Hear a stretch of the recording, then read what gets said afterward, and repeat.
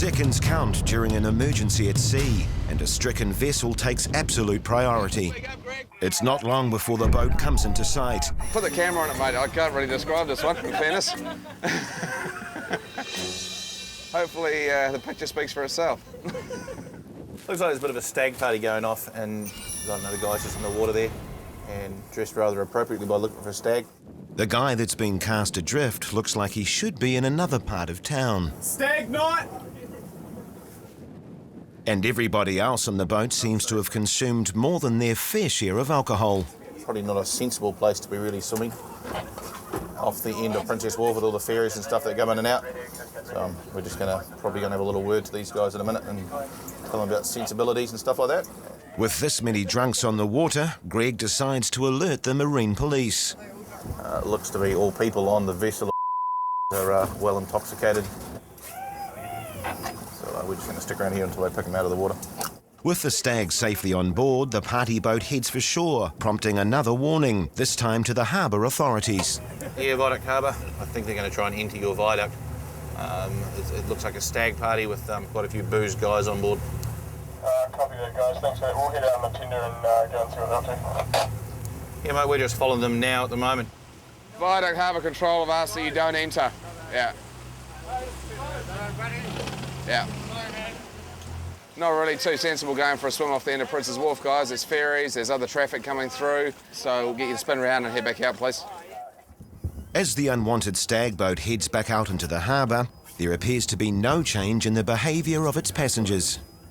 We have one person on the flybridge or on the top deck, rather boozed. He's up there by himself, so if he did fall, the skipper wouldn't have any idea that he's gone. The Coastguard are stood down from the party boat as a more serious situation develops on the harbour. Harbour Master 1, Rescue Alpha, boat sinking Union Point. We're just going past North Head. We've got an ETA once we get through the fleet, about 5 minutes. We just had another vessel was called in. There's a sunken vessel off Emu Point in Motorhead Channel. We're just awaiting further details at the moment. We're just head through the flotilla, get clear, get down as quick as we can, and sort out what's going on from there. Seconds count during an emergency at sea, and a stricken vessel takes absolute priority. It's not long before the boat comes into sight, and luckily the two-man crew have been rescued by a passing yacht after spending several hours in the water.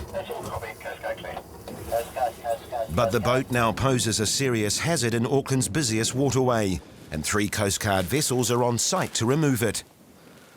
Probably towing it's going to take about a 2-hour tow, even though it's only a small boat. So you'll pretty much tow it fully submerged if we can. Just going to transfer the 2 owners straight from Lion straight onto us, and then we'll take them and their gear back into Bucklands Beach. Hopefully they do the transfer in a hurry, because we sort of run into the water and run into the rooms, so it's usually quite a busy sort of area down here as well. So Arm there, ready, in your arm. Okay, and down, and just cover that side there. Second one, and it's in. Right. With the owners safely on board, everybody's keen to hear how their boat sank. I just started taking them water really fast, and then the arse went down, and that was us in the tide. Just accumulated over time. I mean, we were in the water for 6 hours. But there's always an upside. That's the main thing, keeping the fish, man. Oh, did you catch a few fish still? Yeah, caught a few and saved them. And we're still alive. Yes, who gives a shit? Yeah, we don't care about it. No, we don't care about all our fishing gear, we just go and buy some more. We're just chucking up Delta flag, which is manoeuvring with difficulty. We're going to be towing, so we're required to do so. The submerged boat is successfully hooked, but progress is painfully slow. Liner are going to tow it into Bucklands Beach, but we're just going to pull it out of here and put it into some smoother water around the corner. At least they're moving, but at this rate it could take all day, so another plan is devised. We're going to try and roll it onto its side, and as it's doing that, we'll put a little bit more speed on, and hopefully it'll empty out enough water to right the boat, and it'll make it easier to tow and tow it back to where it came from. Good theory, not so easy to practice. Change of plan. We're now going to tow this thing into what's the old ammunition dump at Rangitoto, and we're going to put North Shore and Lion crew on the ramp and see if we can roll it on the ramp physically. Get 3 of you on one side and lift so you break the air pocket. It takes 6 strong Coastguard volunteers to finally flip the boat. Magic. We still don't know if there's a hole in it, so that's the hardest issue. If there's a hole in it, we'll never do anything with it, so it'll be just a submerged tow, but it's worth trying as much as we can to try and save it. Go, go. Go, Smitty. Watch that bloody cleat doesn't come out, boys. Yep. So, give it a bit of welly, mate. Thanks a lot, eh, guys? No worries. Finally, they get the boat back to the mainland, and with the snapper still safe in the chili bin, these keen fishermen are on their way with their boat and catch of the day. Just west of Auckland, the beaches and bays of Manukau Harbour are a popular hangout for recreational fishers. But there have been persistent problems in this area with overfishing, and today the Ministry of Fisheries and the police are tackling the problem with a roadblock on Huia Road. Beaches and bays, which offers really good diving for crayfish and a high value species of paua. We've had several seizures in years past, so it seems well worth doing. It's a nice day, easterly winds, the tides are good for tonight. So by setting up here, it's our hope to intercept vehicles travelling back after a day or an afternoon out diving or fishing. And by bringing them into this checkpoint, we can very quickly capture what's coming out of this region.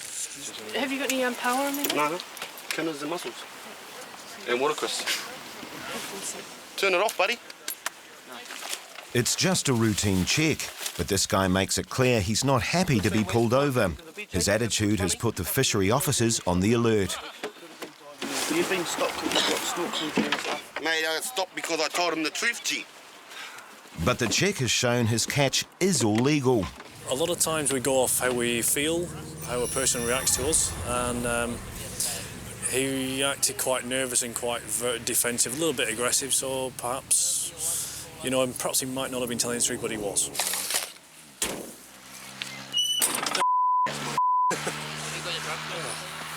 Okay. He just a guy at the beach, decided to do a bit of kinnick collecting and mussel collecting, and he was within his limits. There's one more check before he's free to go. Have you been drinking alcohol today? Yeah, no.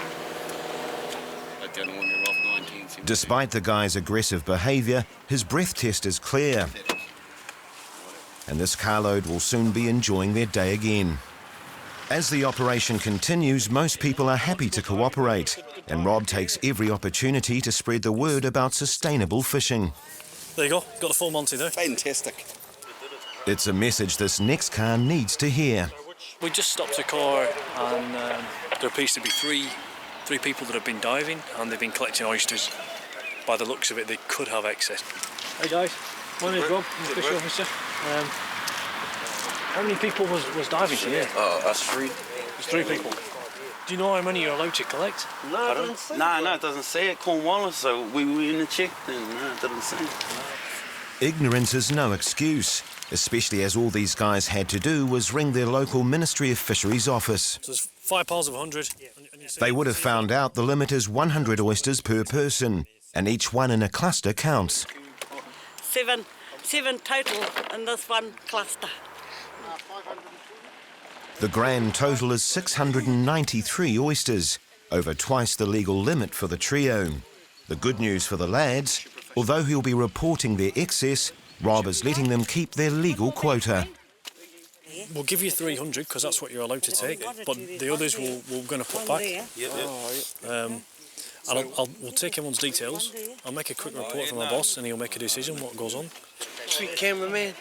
Shot for the publicity, West. Hey, what did you do with my teddy bear? They had over 600 oysters, so we seized the excess oysters, and they get to take home the full daily allowance, which is 100 each. And I'll make a quick report up from my boss, and they'll either get an infringement or they could get a warning letter. And I don't make that decision, so my boss does that, and they're really good to deal with. Yep, just a bit of bad luck on the day. It's a perfect summer fishing day, and the checkpoint is getting busy. From Ministry of Fisheries. What have you got in the car? You got any fish? Yeah. Yeah? Have you got shellfish?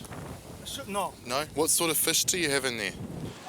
Just rockfish. I don't know how to call it. Okay. I have no name. Okay. But it's rockfish.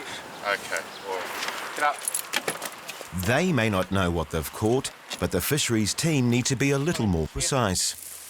Yeah, it's a mixture of fish. Okay, driver, can you get out of the car? Oh, yeah. Just come back here. Is this the only fish that you've got? Yes. That's everything? There's no other fish in the No, car? no.